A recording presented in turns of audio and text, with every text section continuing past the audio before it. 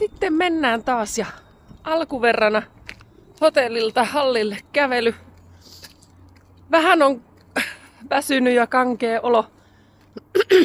Täytyy koittaa mahdollisimman pitkä verra taas ehti ottaa, mutta ei ole hirveästi aikaa ennen eka starttia. Mulla on nyt aamujaksolla niin 200 perhosta heti ekana, 400 sekari ja 100 selkä.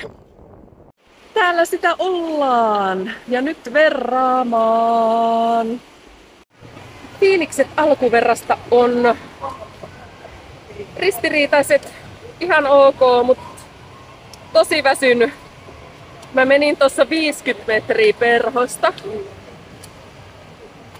Ja sekin tuntuu olevan liikaa. Mutta katsotaan, kyllä se 200 menee, mutta aikamoista.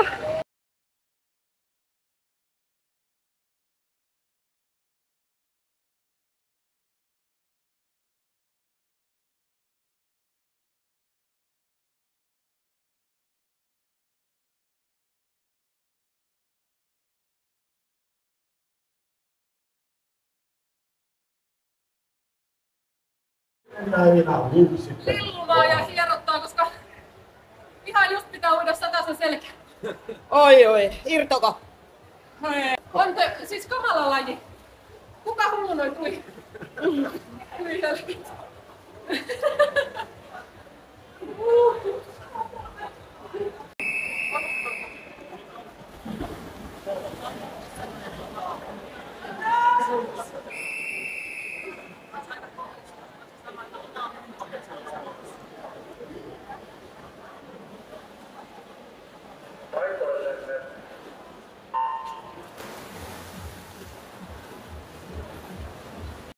Kuusi. Herra yksi merikori. Enka! Siis enkan pintaan. Musta se oli keltaisena. Se oli keltaisena, mutta 137 jotain. Mulla oli vanhakin aika ja tää oli 137 jotain. No tosi.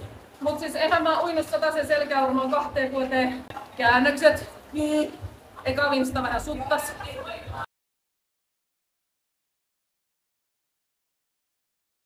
Kaivaa hampaita. Kannustan. Tai katselen nuorten tuloksia.